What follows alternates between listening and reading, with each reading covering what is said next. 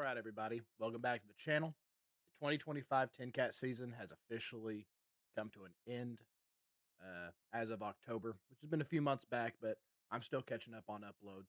But before we get into the 2026 season and I do a preview of those tournaments coming up, I want to go back and recap the 2025 season because this is our second full year fishing the tournament trail. And I just wanted to go back over our initial goals for 2025 and just look at each individual tournament and how our goals ended up being met and how each tournament kind of rolled out because there were certain tournaments that we felt we were going to do much better than in others. There are certain lakes and certain bodies of water that we felt significantly more confident in, and we had some really surprising endings over the last year that kind of threw us off a little bit towards the end of the season. But overall, I think this season was ultimately a successful season, especially for our only second time fishing a full trail. We're just going to get into it. First, I want to recap our goals for 2025. We had three of them. The primary one, the biggest one, was to qualify for the Cast State Championship team for 10 Cat. But we also had two secondary goals of winning in the money, so finishing in the top three for at least one tournament, and we wanted to try to catch big bass for one of these tournaments. And when it came to our primary goal of qualifying for the state championship, we figured that if we could get five top tens apiece, that we would be pretty close to guaranteed a spot because this year they're taking 12 members of 10 Cat. So if we had five top tens apiece and your placement in the state championship rankings were based on your five best performances. So if we had five top tens apiece, it was pretty close to a guaranteed spot in the state championship. So we're going to go over each tournament, kind of what was leading up to it and the outcomes and what was different from what we expected and just how each tournament rolled out because this was a very interesting year for us. One of the first things I want to mention is with 10 Cat, with these tournaments, anyone can sign up for them. So anyone who's fishing the kayak tournament, they can get in there. You don't have to pay a membership fee to fish the tournaments. But if you want to compete for Angler of the Year in the state team, you do have to join the tournament or the tournament trail rather. So you have to become a member of 10 Cat. So what this means is there are some tournaments, especially any of them that were in conjunction with other trails, where people who were not 10 Cat members signed up for the 10 Cat tournament, and their rankings do not affect AOY and state team levels. So, for instance, on our first tournament in Chilhowie and Parksville, so it was a joint tournament, my dad ended up seventh overall in the tournament, but two people who placed ahead of him were not 10 Cat members, so their placement doesn't count towards AOY. So instead of getting a seventh place finish for state championship and AOY points, he got a fifth place finish because he jumped those other two since they were not 10 Cat members. So each tournament, you're given a certain amount of points based on placement. So for first place, you get 100 points. Second place gets 99, thirds get 98, and so on. So with a seventh place finish, my dad would have gotten 93 points.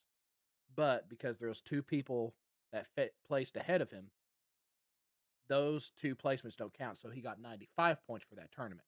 I'm going to make sure I mention that anytime that happens so that y'all can get a better, more accurate understanding of what our total numbers were.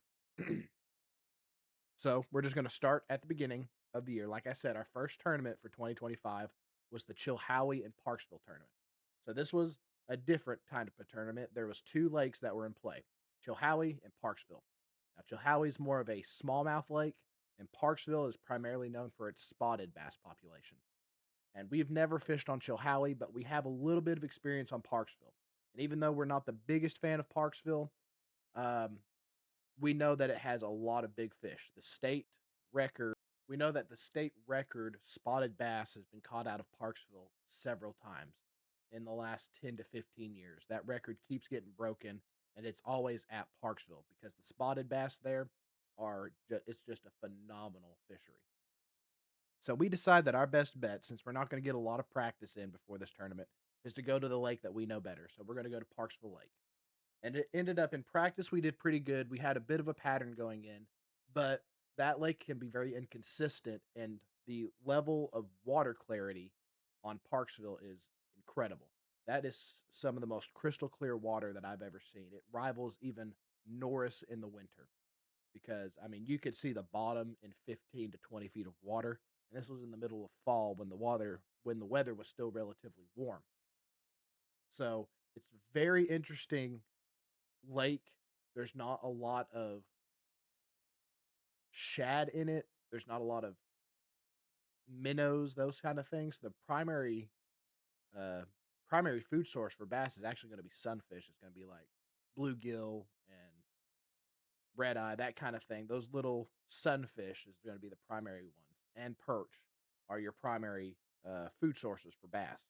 So it's a very different lake from the rest of East Tennessee, where you're going to have a lot of shad, you're going to have a lot of crawfish, that kind of deal. And practice went pretty good, and then actual tournament day, it didn't it did not finish like practice. And we spent a lot of time early on, the first 4 to 5 hours, where we just could not get a bite. But my dad ended up going and he found a pattern late in the day that got him a seventh place finish for the tournament with 46 and a quarter inches over 3 fish. That's something I forgot to mention.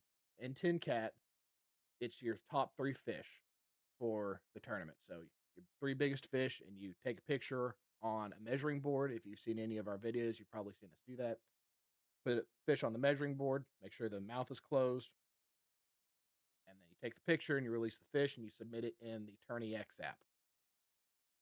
So my dad ended up in a seventh place finish. I split off, and the last 2 or so hours we went in different directions. He decided to go fish boat docks with a spinnerbait, and that's what really caught him all his really good fish. I decided to push back into a cove and try to fish some wooden laydowns, and that did not pan out for me. So I finished in 18th place out of 27 anglers. I only caught one 13-inch scoreable fish. So it was a really tough day for me, but my dad started off the year really well with a seventh place finish and a fifth place finish for state team rankings.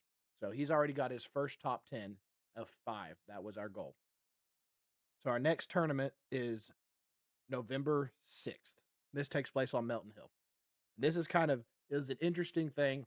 Our least favorite lakes were fished early in the season, which meant it was also fished in winter, which is good for us because if we're going to get our least favorite time of year out of the way when it comes to fishing, because we don't like cold and we don't like fishing slow, it's boring on occasion. We might as well get our least favorite lakes out of the way as well. That way, we just get it all done in fell swoop. Our favorite lakes, we're fishing them our favorite time of year in the spring, summer, and fall when it's much warmer and you can be a little bit more of a power fishing strategy. So, November 6th, early November, it's still kind of warm, but we are on Melton Hill, and I don't think we got to practice for this one. Um, Early on in the season, we were in the middle of moving. So we moved out of Knox County because we were tired of living in the city, and we've moved into an exterior county, um, trying to get away from all the traffic and all the busyness that is now Knoxville since people have started moving here. And so that was a very chaotic time of year. When you've lived in the same house for over 20 years, it takes a while to get settled. So, on top of the moving, we also had a few health issues, a few health scares that we had to deal with, and we had a lot of vehicle issues early on. We had 4 vehicles go down within the span of 2 months. Two of them go down twice. We had to replace one of them, and then the one that we ended up replacing is our Sedona, is our Kia, is the one we used to tow our kayak trailer. So we had to get another vehicle for towing the kayaks. So it was really chaotic through all that time. In the midst of that, my nephew was born, and he had to spend some time in NICU. He's completely healthy now. He just turned 1 a little while ago. So it was very chaotic from about the middle of November to, I'd say, close to May. Maybe the middle of May. It was just, we were always running. We didn't get any time to practice. In fact, the only fishing we did in that span of 5 months were for tournaments. Other than that, we were settling in the house, dealing with car issues, that kind of thing. So it was very chaotic starting at this point. But we thank God that He got us through all that. He was very good to us. He has blessed us with an awesome house, and we really cannot thank Him enough. He is really, really good. So, anyhow, we're going to get back into Melton Hill. No practice. Um, we might have had one day of practice looking back. I'd have to go back and look. In fact, I know we did. We got one day of practice for Mountain Hill, so that's true. We go out, we're fishing flats primarily. There's some grass flats on Melton Hill. And even though Melton Hill is known for big fish in general, like big striped bass and big muskie, it's not a really good bass fishery. The largemouth tend to be really stunted because the water running in from the Clinch River is very cold. So cold water does not generally do well for big largemouth. You can have fish that are of the same age, one from Melton Hill, one from a surrounding lake like Loudon or Chickamauga or Douglas, and there will be several inch difference between two fish of the exact same age, and it's because Melton Hill just produces very small bass.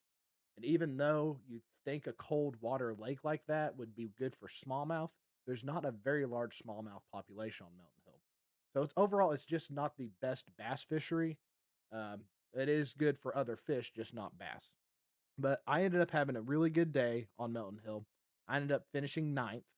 If you discount the TNKATT members, it was a seventh place finish for the state team rankings. So we had a seventh place finish. So I got my first for the year.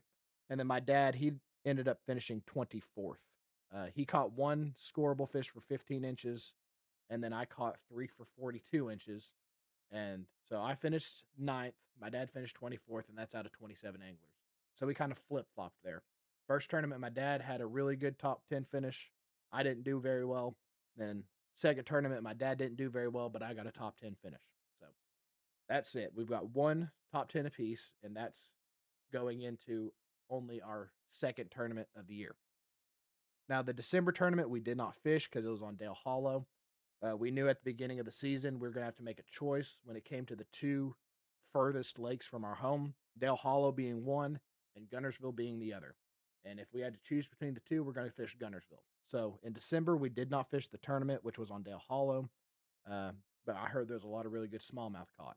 But we're going to move on to January, where we fished Lake Norris. So Lake Norris is another lake that we're not really a big fan of fishing. It's very inconsistent. It's a highland reservoir, so you're fishing steep rocky banks. It's a deep water lake, and it's not the most healthy fishery, but it does have pretty good smallmouth fishing. It might be top three when it comes to smallmouth. It's just not really good when it comes to largemouth. But we went out with no practice. This is again in the midst of a very chaotic time for us. So we were still in the midst of getting everything settled from moving, and we were dealing with car issues. So we went out kind of on a whim. Just, we've not been out for over a month. So we're going to go out and fish. We catch something great. If not, we at least got out on the kayaks. So it was 30 anglers in that one. My dad finished 26th. He did not catch a scoreable fish. I managed to catch one scoreable smallmouth that was 18 and a quarter inches. That was enough to get me into 18th place. Part of me wonders, looking back in that tournament, if it would have been better if I had not caught that fish, because after about 2 hours, I'd caught a short fish that was about 11 inches on a red crankbait, fishing it real slow. I thought, okay, maybe I've got something that'll work. I go 2 hours without a bite. I'm about to switch it up, try to something else. And then I hook into that 18 and a quarter inch smallmouth. I'm like, all right, I'm fishing this red crankbait for the rest of the day. It should catch me at least two more scoreable fish. It did not catch me two more scoreable fish. It didn't catch me anything. So, probably would have been best if I'd adapted at that point, but it is what it is. We weren't really expecting to do well on this tournament anyway. So, we're going to move out of January. That one wasn't a really good month for us. And we're going to move into February for Watts Bar. Now, February is usually our coldest month of the year, but the week of the tournament, we had this massive warm snap. It was in the mid 70s. We got some rain in, which caused the water to become muddy. After the rain moved out and the water became really dark and muddy, the sun came out and it was really heating up that shallow water. So it actually worked out very well for us. So we were able to go out and we were able to fish in really shallow water in less than 10 feet most of the time. And that ended up doing very well for us since we didn't get a chance to practice. Watts Bar was in conjunction with Bass Nation, so we had a lot of anglers that weren't TNKATT members fishing it, and we both managed to get our second top 10 in this one. I finished in 10th place out of 43 anglers with 44 3/4 inches. Uh, if you take out the non TNKATT members, that was a 6th place finish for a state team. And then my dad finished one space ahead of me in ninth, and he had 46 1/2 inches. And again, take out those non TNKATT members, and that's a 5th place finish for state team. So that was a really good tournament for us. We didn't expect it to go that well. We didn't think we were going to be doing very well, but we found an early pattern, red crankbaits, and about 2 to 6 feet of water, right on rocks usually. So anywhere where the water was really warm, we moved out towards the main channel, and well, we were way up on the northern end of Watts Bar, so we're technically more on the Emery rivers. And we moved into this little cove where the water didn't move quite as much, and we found the warmest water that we could, and that's where we caught all of our fish. Even though it was the middle of February, the water temps in that shallow water, because of the dirty water and the sunlight and the 70-degree weather for the week, had the water temps up in the low to mid 50s. So it was really good day for us. We really enjoyed that tournament. Gave us a little bit of a confidence boost since December or January had not been very good to us. So out of February, we've got 2 top 10s apiece. We're doing really good for meeting that goal of 5. And then we have our March tournament, which is the Clash on Cherokee. So this is another unique tournament that happens every year. The Clash on Cherokee is when several of these local kayak tournament trails get together and they basically have a little competition, see which trail can have the best uh, finish overall. So it's a team type tournament as well as an individual tournament. And a lot of people will sign up for every tournament trail that's participating in this one. Now, this one was a smaller one than usual. I think we only had 2 tournaments. So it was TNKATT and one other, which I can't remember off the top of my head. And because we're doing a team type tournament in conjunction with other trails, we have to modify our rules a little bit because most of the other trails are a 5 fish limit, and we usually do 3. So for the Clash on Cherokee, we do a 5 fish limit. And that's the only tournament out of the year that we do that. So Cherokee, it's late March, so March 22nd. And my dad has a phenomenal day out on the water. He's catching largemouth and smallmouth. He's catching big fish. And out of 5 fish, he had a 80-inch limit, which comes out to about 16 inches of fish. 16-inch average per fish, which was phenomenal, and it was good enough for an 8th place overall finish. But again, we had a lot of people from over the trails join our TNKATT tournament. So you take out the non TNKATT members, and he finished 3rd overall for TNKATT members. So he got a 3rd place finish for state team. That's his best placement so far in his career, and it was a phenomenal day on the water. Unfortunately, I did not have as much of a good day. I managed to catch 2 scoreable for 34 1/2 inches, and I finished 20th. But my dad did end up at 8th, and that's out of 36 anglers. So he has now got 3 top 10 finishes, and we're just hitting the halfway point. So he's well on the way, and I'm not far behind him with 2. And technically, that is a 3rd place finish, although it's not in the money because the non TNKATT members bumped him down into 8th. But it is a 3rd place overall finish for TNKATT. Then we're going to move into April. And this was a big tournament. We weren't sure exactly what to expect from it. This was, I believe, this was the second time that we fished the Big Bass Power Hour. So that's a big national tournament that comes in. It's an MLF style tournament where every fish over 14 inches counts, and the biggest fish caught in each hour of the tournament wins $1,000. So you've got the overall tournament, but the big thing is catching that big fish because one fish can be worth $1,000. And this took place in April on Chickamauga. Chickamauga is one of our absolute favorite lakes to fish. We don't get down there very often because it's a bit of a drive for us, but it's a great lake. We usually have a really good day on the water on Chickamauga. So it's April, so we're looking around the spawn. Some fish are pre-spawn, some are post-spawn, so we're right there in the midst of that really good fishing, and it is a large tournament. There's 47 anglers signed up for the TNKATT tournament because everyone was, again, signing up for several tournaments apiece. And then for the Big Bass Power Hour, which we signed up for, There was 114 total people fishing in that one. Um, Ended up being a little slow at first, but it started catching on during the later half of the day. Started out fishing Ned rig on seawalls and in shallow grass mats, fishing for spawning fish, and that did really well for us. And then later on, it was fishing grass flats with the chatterbait, and I ended up finishing eighth overall for the TNKATT tournament, and then my dad ended up finishing 23rd. I had 49.5 inches. My dad had 45 inches and it was overall, it was just a great day. Now, if you take out the non 10 cat members, I ended up finishing third for 10 cat, which is a phenomenal placement. That's my highest placement for state team to this point. So last month, my dad gets a third place finish. This month, I get a third place finish. I'm at three top tens, and my dad's at three top tens going into our seventh of 12 tournaments. So Chickamauga was a great day. It was a lot of fun, and we're really looking forward to fishing that one again next year. So April's done. We're going to move into May next. All right, guys. So May.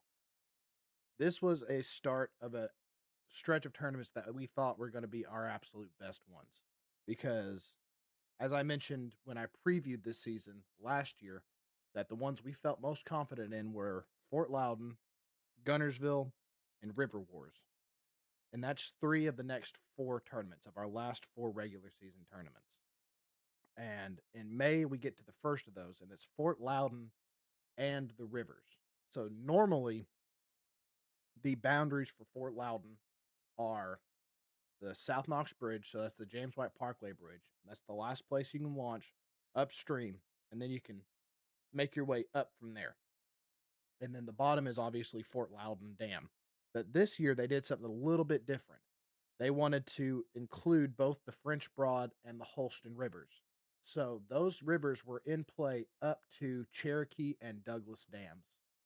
So that really opened it up for us because as much as we like Fort Loudon, that's probably the lake that we know the best. We like the rivers more and we fish the rivers more.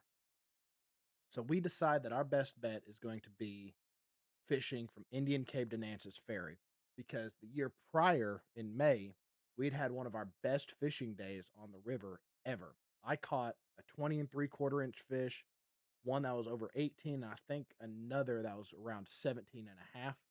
It was a phenomenal day. That is a winning bag for a 10 cat tournament. Those three fish would get you a first place finish.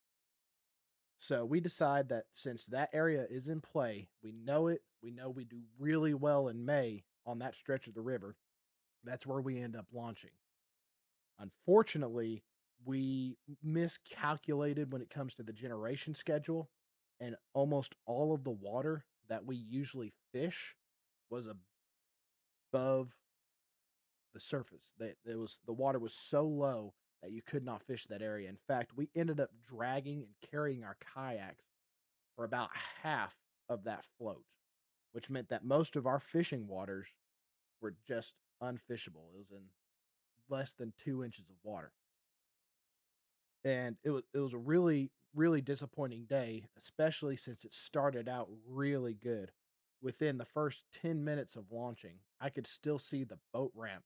I caught two scoreable fish. I caught a 12-inch smallmouth on a 6-inch glide bait. I don't know why they go after 6-inch glide baits when it's nearly as big as them. And then I caught an 18 plus inch one on the Whopper Plopper, all within the first 10 to 15 minutes of the tournament. And then I did not catch another scoreable fish for the rest of the day. I went 7 hours without a bite.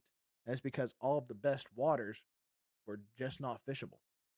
And then my dad, he ended up catching two scoreable fish as well later on. There was one area that we usually do very well on that was still, it's a deeper section with a lot of rocks in it. And we usually do really well there. But it just, he only caught those two scoreable there. And then the rest of the float was just completely fruitless. So this one, it was a bit of a shock and a bit of a confidence killer because this was one of the three tournaments that we thought was one of going to be our best. We're very confident on Fort Loudon, and when they added on the rivers, we're really confident about fishing the rivers as well. And this kind of killed our confidence, especially in that Indian Cave to Nance's Ferry float. that's generally one of our favorite floats to do on this side of on this lower end of the Holston. And we've not gone back since because it really killed our confidence on that area. So out of 25 anglers, I ended up finishing 17th and my dad finished 16th. And that really, I think that's kind of where our downward skid started. To this point, we were hanging out. We were pretty well secure in the state team and AOY standings. We were sitting in the top 10. And then this one kind of where we started to go down a little bit because that was one we were really banking on doing well at. So that was the first one that just kind of killed it for us. Next tournament was on Douglas. We don't fish Douglas a lot, and it's just not fished the same since Hurricane Helene came through and really did a lot of damage around the French Broad and the lakes on that river. And we did not get a chance to fish it and pre-fish. Um, so we had not fished Douglas in probably a year and a half, and there's been a lot of changes caused by the hurricane. So we go in, we decide we're going to do a little bit of just improvising, and we end up not catching any scoreable fish between the two of us. We kind of thought that was going to be the case since we just don't know that lake very well. We've done okay there in the past, but we decided to try something new. It didn't pan out. And so this was kind of a throwaway tournament. I don't want to say throwaway, but that's kind of how we treated it. And we ended up finishing 28th and 29th out of 29 anglers. So we did not catch any scoreable fish. But that was June. And in July, we had another tournament that we thought was going to be a really good one for us. And that was Gunnersville. Now, the year before on Gunnersville, I had finished in fifth or fourth place, one of the two. And we had found some areas that were really good fishing.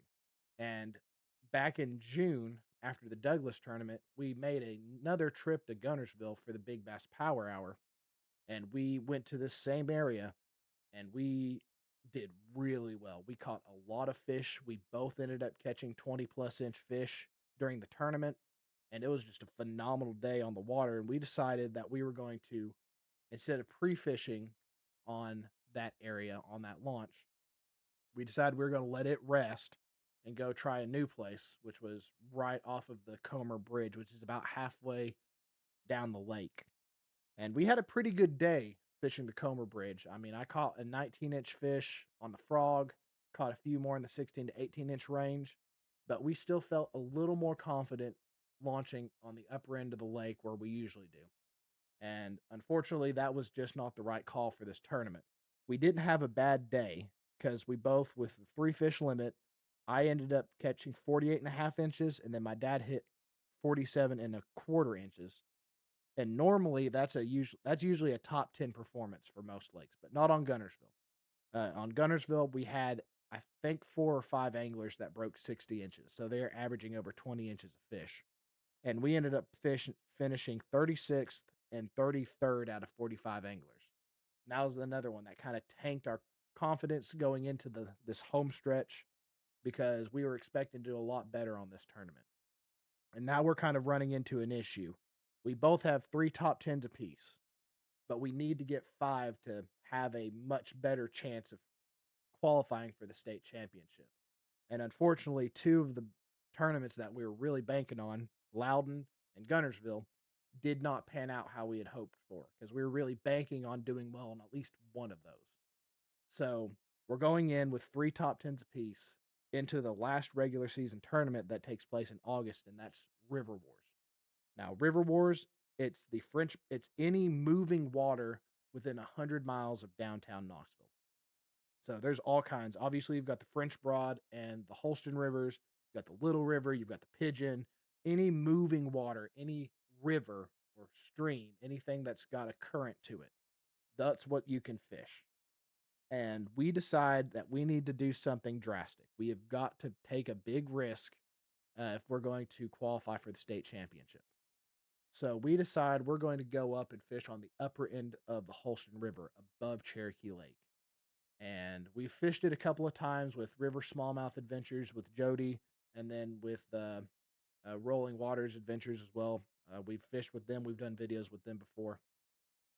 And we decide We know that area of water decently. We also know it can produce some really, really good smallmouth. So we take a risk. We're going to go and fish the Holston River up near Burgoynesville. And we have to stay the night. We're going to go in with no practice. And we've talked, we're talking with some people that we know around that area. And they say the grass has grown up really heavy. And it's still fishing well, but you just got to be ready. There's a lot of grass, and there's a lot of areas where you just can't fish because of the grass.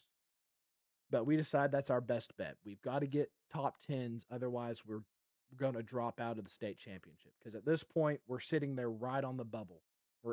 We've been averaging in the last 3 tournaments, sitting between 10th and 14th place for state championship, and we have to be in that top 12.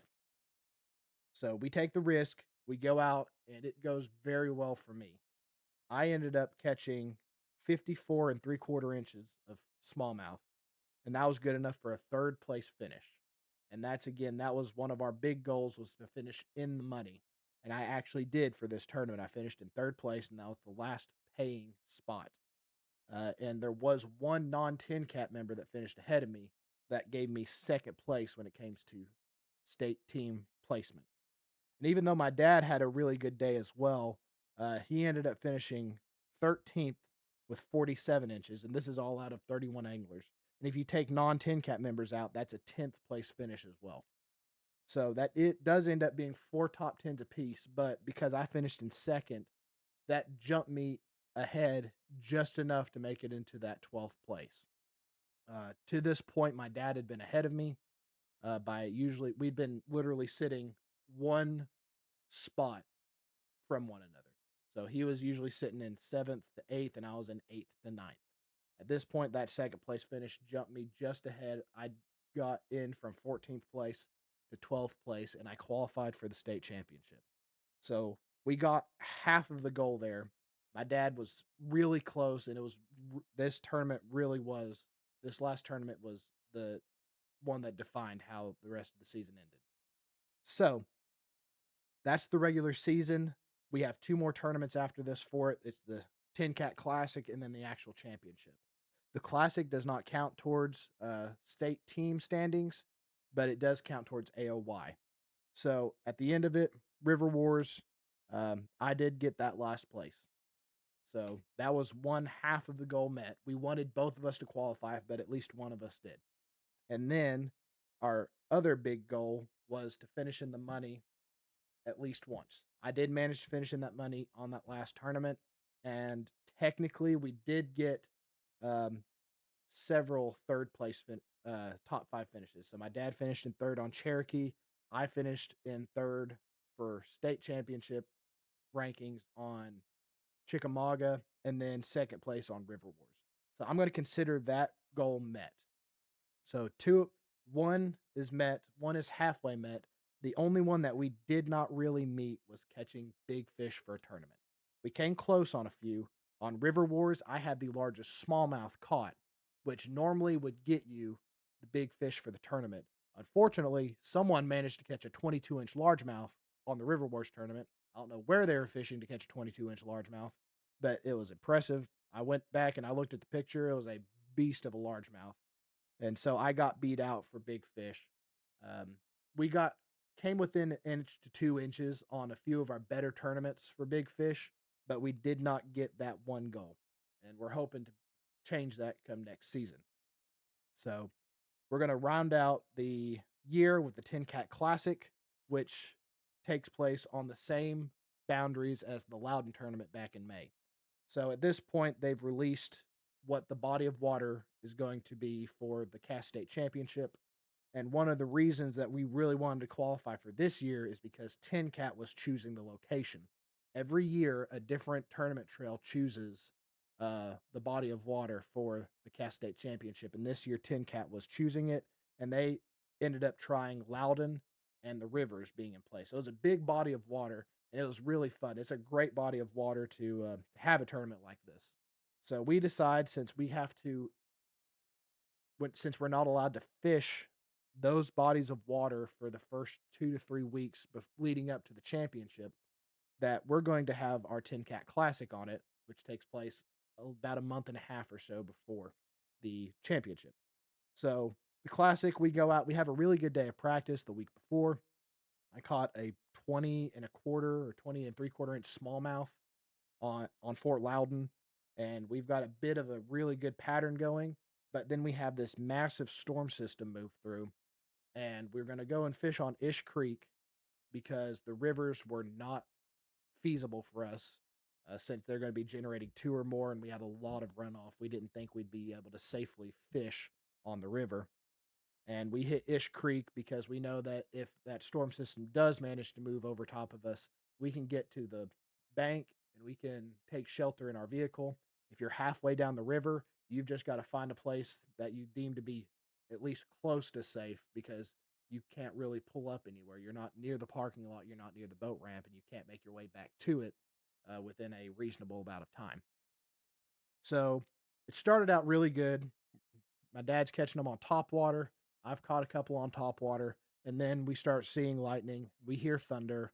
We know it's not safe to be out in the middle of a lake during a thunderstorm because these fishing poles, I've got 9 or 10 on the back of my kayak. My dad's got 9 or 10 on the back of his kayak. Carbon fiber conducts electricity, and I don't feel like being the tallest object within 500 feet uh, and holding a lightning conductor essentially. So we get out, we lose about 2 to 3 hours or so because of the storm. And when we finally get back out on the water during the classic, the bite is gone. It's dead. So it ended up being a pretty rough day for the classic. Out of 19 anglers, my dad did manage a 15th place finish with two scoreable for 30 and a quarter inches.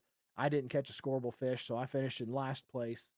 But that was kind of expected since the weather was really really bad. It just that storm just kind of popped up, and there wasn't really much we could do. So that ends TNKATT season. But what we have coming up is the Cass State Championship. So for about a month beforehand, we're not allowed on Fort Loudon or the rivers within the tournament boundaries. So I'm doing a lot of research because I want to try to figure out what to do best. I know that if I can get on the rivers, that's probably going to be my best bet. We know that, especially on the French Broad, but on the Holston as well, October, when the championship is taking place, is a phenomenal time to fish the rivers, but it's also a phenomenal time to be on the lake, on the main body of the lake. So it's going to ultimately be determined by the generation schedule of the Holston River. Now, during the practice period, we had one day of practice the day before the tournament starts, and it's a 2 day tournament. So over those 2 days, it's your best five fish. And I decide that I'm going to create a hierarchy of bodies of water as to what I want to fish. I know that top of the list is the Holston River, and then Fort Loudon, and then the French Broad. Normally, the French Broad would be up above Loudon, but if you've been watching our videos for a while, after Hurricane Helene, the French Broad River is just not fished the same. You can still catch smallmouth in there, and sometimes you can catch a decent sized one, but it has just not been a tournament winning river since that hurricane. And we've been going every couple of months just to see if it's gotten any better, and it's slowly getting better, but it's definitely still not recovered to where it has been historically. So I decide I'm going to spend my practice day on the French Broad just to see if it does well. I know the French Broad significantly better than I do the Holston, and if it's fishing well, I'm going to launch on the French Broad. So in practice, I set myself some goals. I know I want to catch 5 scoreable fish, which means 5 smallmouth that are 12 inches or longer. But I also need to catch an 18 plus inch smallmouth so I know I can catch the size that I need to. And I ended up catching like 4 scoreables. None of them were over 18. So I decided the French Broad is not the way to go. And then I look at the generation schedule for the Holston. I know it's not going to be fishable on the Friday, so the first day of the tournament. So I decide I'm going to spend Friday fishing Ish Creek, which is my best spot on Fort Loudon. Now, normally I wouldn't have fished Fort Loudon because the lines in time for the first day of the tournament was like 11 a.m. to 7 p.m. And Ish Creek over the past 6 or so years has become the party destination for Fort Loudon. So especially when it's warm out on a Saturday, you're going to have, we've seen as many as a couple dozen cabin cruisers, these dozens of pontoon boats. You've got 20, 30 jet skis. You've usually got 2 to 3 wake boats running inside of this little cove. And when that happens, you might as well forget fishing. You'd probably have better luck going and fishing out of a puddle on the sidewalk than Ish Creek when all those boats show up. And, that's why we don't usually fish it in the summer on Saturdays. It used to be, 6, 7 years ago, it used to be that you never saw anyone back there other than crappie fishermen and kayakers. You rarely ever saw bass fishermen back there. And then it's almost like overnight, someone flipped a switch and it became the party destination.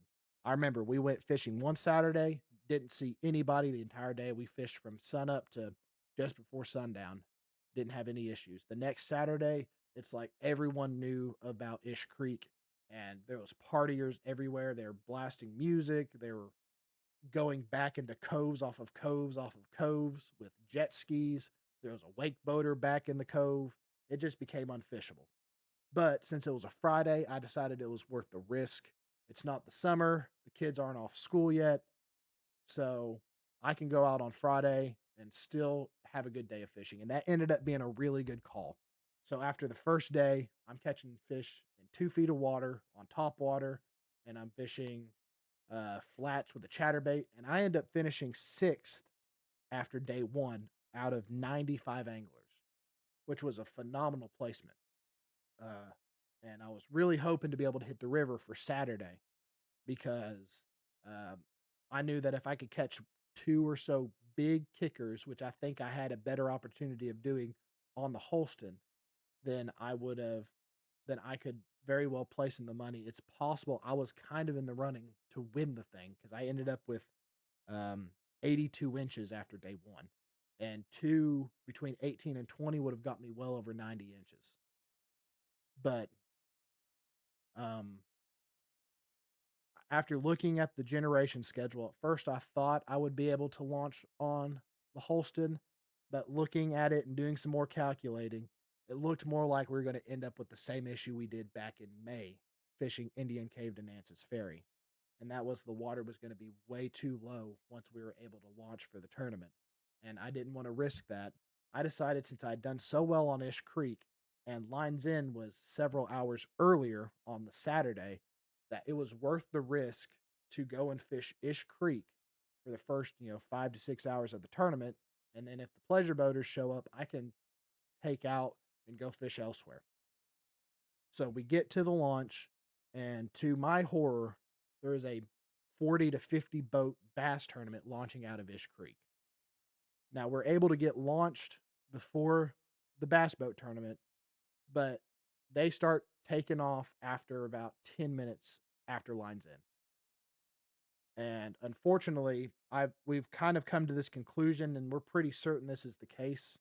The fish in Ish Creek are conditioned to where they hear a bunch of motors, where when they hear a bunch of boat motors, they stop biting. They go deep, they hunker down and wait for nighttime so that all those boats go away before they really start getting active again. And generally, it's not an issue early in the morning because most of the partiers are not going to be out there till 11 or 12. But we have launched for tournaments on Ish Creek, and I think 4 times we've launched there, and a bass boat tournament has launched out of there as well. And we could have had a phenomenal day the day before, like I did for this championship. Friday, I had a phenomenal day catching fish all over the place. On top water and chatterbait, they were active, they were big, and they were aggressive. Saturday, same conditions. And in the first 10 minutes before the bass boats start launching out, I got 2 or 3 hits on top water already in the first 10 minutes.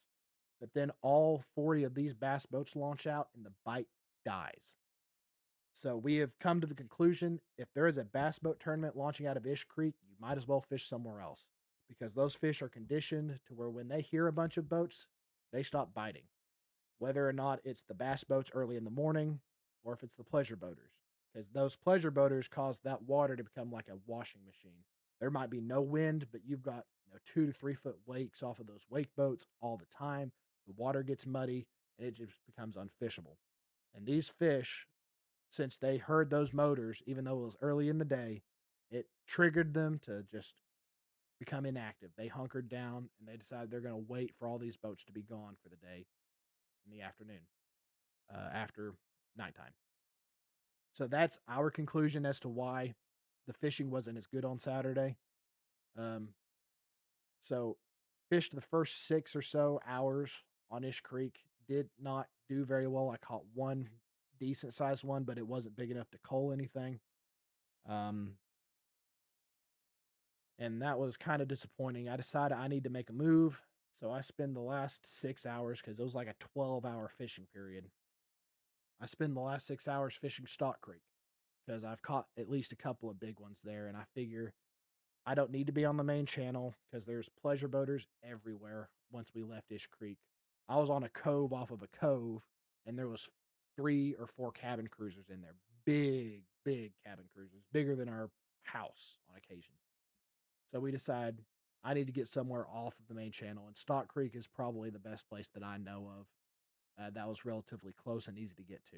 And even though I caught fish on Stock Creek, I didn't catch anything to cull. So that second day was not nearly as good as my first day. And I ended up dropping to 21st place overall for the championship, which is a pretty good placement considering I did not catch anything to upgrade on the second day. I finished 21st out of 1 day of fishing. And if it'd just been a 1 day tournament, I would have finished 6th overall, which was really, it was honestly a great experience. And we're really looking forward to competing for that championship placement again next year. But that ends the 2025 season. It was a great year. Overall, I would consider it a success.